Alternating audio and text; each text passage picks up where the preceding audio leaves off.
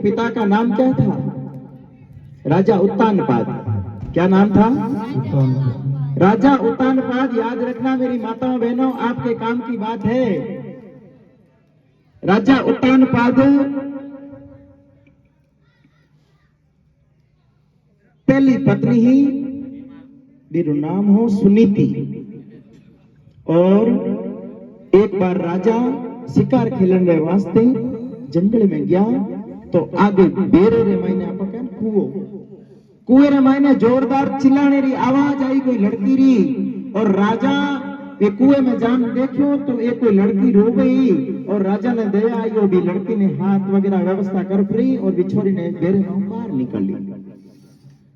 सजना कुएं से बाहर निकाली तो वो लड़की बोली कि राजा आपने मेरा हाथ पकड़ा है, मुझे बचाया है, अब आपने मेरा हाथ पकड़ा है, समाज मुझे एक्सेप्ट नहीं करेगा, मुझे वापस घर में अनुमति नहीं मिलेगी। राजा आप मेरे से विवाह कर लो, मैं आपके साथ रहना चाहती हूँ। सजनों राजा को दया आ गई कि बेचारी कन्या है, कहां जाएगी। राजा ने गंधर्व विधि से जंगल के अंदर उस कन्या से विवाह कर लिया। उनको घर ले आए, वो रहने लगी तो वह घर में आवते ही बोली कि राजा आ कौन है, आगे बैठी जी कौन है। राजा उत्तानपाद बोले देवी आ हमारी बड़ी पत्नी है, धर्म पत्नी, और इरो नाम सुनीति है। वह सजनों बोलते ही बोली कि राजा या तो घर में आ रहे या मैं रहूं। क्या बोली?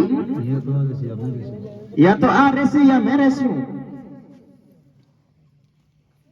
सजनों राजा उत्तानपाद छोटी पत्नी के प्रेम में ज्यादा मोहित थे, और सुनीति को कह दिया सुनीति तू ये घर छोड़ के चली जा, बाहर मेरे बहुत जमीन खेत पड़ा है, वहां तेरी कुटिया बना ले और रह ले। सजनों उस समय सुनीति के गर्भ में एक बालक था, बच्चा था, वो जो ध्रुव बनेगा वो ध्रुव। सजनों ध्रुव जी महाराज उस समय पेट में मां के पल रहे थे, और मां को घर से बाहर निकाल दिया। सजनों वो छोटी सी कोई कुटिया घास फूस की बना के भजन करने लगी, परमात्मा का नाम लेने लगी। अब सजनों गांव में आज जो बीकानेर सुसंत पधारे आपने जसनाथ जी संप्रदाय रा, उन प्रकार बिन गांव में कोई साधु संतानी मंडली आवड़ी ही और चौमासो करया, जो अपने वर्षारा दिन हुए 4 महीना बिन चौमासो बोले, 4 महीना को चौमासा बोलते हैं। संत महात्मा भजन करते हैं चतुर्मास के अंदर। सजनों 4 महीने एक जगह रहते हैं, एक जगह से दूसरी जगह भ्रमण नहीं करते हैं, उसको बोलते हैं चौमासा। गुरु महाराज वहां भजन कर रहे थे, कीर्तन कर रहे थे। सजनों सुनीति को पता चला कि यहाँ पर संतों का आगमन हुआ है, तो मुझे भी सत्संग में जाना चाहिए। सुनीति रोज संतों के आश्रम में जाती, संतों के कीर्तन भजन सुनती, और आश्रम में झाड़ू लगा के साफ सफाई का काम करती। संतों को बड़ी दया आई कि बेटी तू बहुत सेवा करती है, क्या मांग, क्या आशीर्वाद चाहिए। तब देखो सजनों सुनीति ने क्या कहा, मुझे संतों कुछ नहीं चाहिए, बस आपकी सेवा का मौका मिले। सजनों दिन गुजरते गए, थोड़े दिनों के बाद ही सुनीति के गर्भ से बालक ने जन्म लिया, और उसका नाम रखा सुनीति। सुनीति ने नाम रखा अपनी मां ने कि ध्रुव। सजनों धीरे धीरे ध्रुव बड़ा होने लगा। संत महात्मा जब वहां से रवाना होने लगे, चौमासा समाप्त हुआ, संत महात्मा जाने लगे, तो कहा बेटी तूने बड़ी सेवा की है, क्या वरदान मांग। कोई बोले नहीं, बातें कम करे। सजनों उस समय सुनीति एक ही वरदान मांगा, भगवान जो मेरी बड़ी बहन है, जो राजा की पत्नी है दूसरी, उसके भगवान करे बेटा हो जाए। क्या वरदान मांगा? उसके बेटा हो जाए। उसने सजनों उसकी वजह से उस रानी को बाहर निकाला घर से। वो उसके लिए क्या वरदान मांग रही संतों से, उसके बेटा हो जाए, क्योंकि उसका नाम सजनों सुनीति था। उसकी नीति थी ना वो अच्छी थी, उसके विचार बढ़िया था, ईर्ष्या नहीं थी। ईर्ष्या का मतलब आप समझते हो, मेरी एक आंख भले फूटे, पड़ोसी की दोनों फूटनी चाहिए। आपने सुनी होगी वो कहानी, एक पंडित जी थे, शंख बजाते थे, वो घर पे शंख रख दिया कि बजाना मत, और बाहर चले गए कमाने के लिए।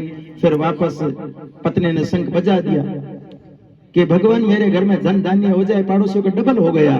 फिर ऐसे करते करते वो बहुत सारी लंबी कहानी में छोटी पूरी करूं, समय कम है सजनों। तो वो पंडित जी वापस आए और देखा कि गांव तो पूरा चेंज हो गया, बंगला वगैरह, गाड़ियां घोड़ा लेडीज रे पूरा गहना वगैरह।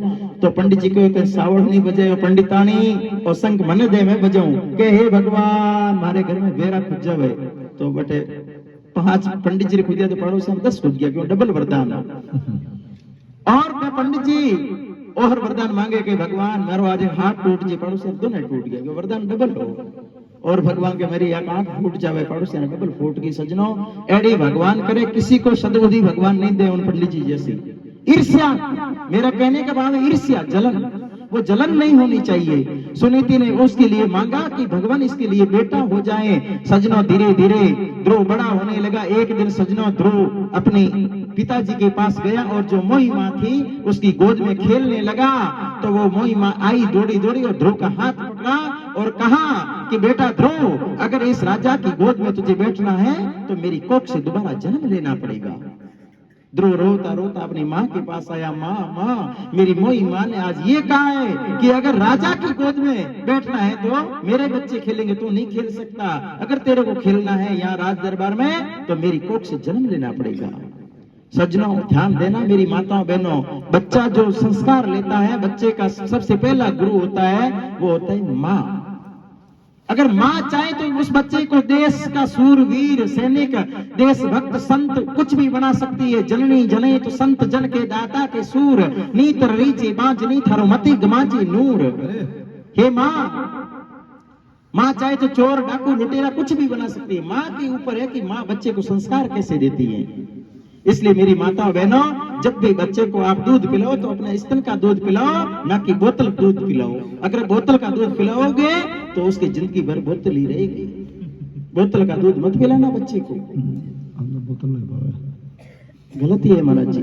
तो सज्जनों ध्रुव जी महाराज ने सुनीति ने कहा बेटा तू वनवास चला जा, आगे नारद जी महाराज मिलेंगे और तेरे को वरदान देंगे। मैं कथा तो बहुत लंबी है पर मैं छोटी कम समय में पूरी करूं कुछ काटते हुए।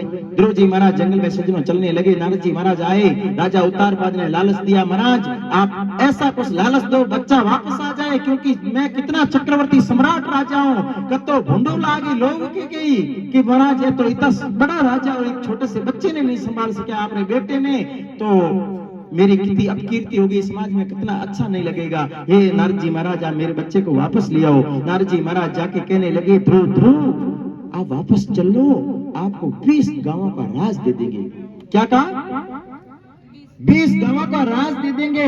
ध्रुव जी महाराज देखियो कि ये तो लालच दे रिया 20 गांवों रो राज, अगर मैं घरों 20 कोस निकले नहीं 20 गांवों रो राज दे, इसका मतलब भगवान के नाम में है तो ताकत।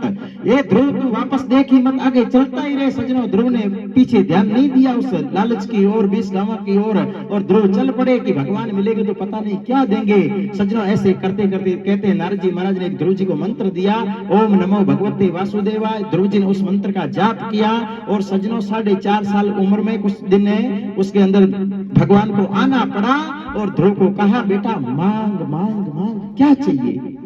मेरी माताओं बहनों, ध्रुव ने कहा बस कुछ नहीं चाहिए, कुछ नहीं चाहिए। भगवान ने कहा कुछ तो मांगना पड़ेगा बेटा, कुछ तो मांग, तूने इतनी तपस्या की है। सजना उस समय कहते हैं ना ध्रुव जी को खूब डराया संतों ने कि भाई आगे जंगल में शेर है, चीता है, अग्नि है, बरसात है, बड़े बड़े जानवर रहते तेरे को खा जाएंगे, और अगर भूख लगेगी तो खाएगा क्या। तब ध्रुव जी ने पीछे सजनों का जो भी होगा भगवान अपने आप रक्षा करेगा। भगवान के ऊपर पूर्ण भरोसा रखा और भगवान ने सजनों ध्रुव जी महाराज ने अटल राज दियो। जब तक ये आकाश, ये तारे, ये चांद, ये धरती रहेगी तब तक ध्रुव का नाम रहेगा। आज भी आमने ताबरा फेरा पड़न चवरी में जना कहवे ध्रुव डिगे तो डिगे, कहवे कि नहीं कहवे। ध्रुव जी महाराज ने साथ लागे कि नहीं लागे।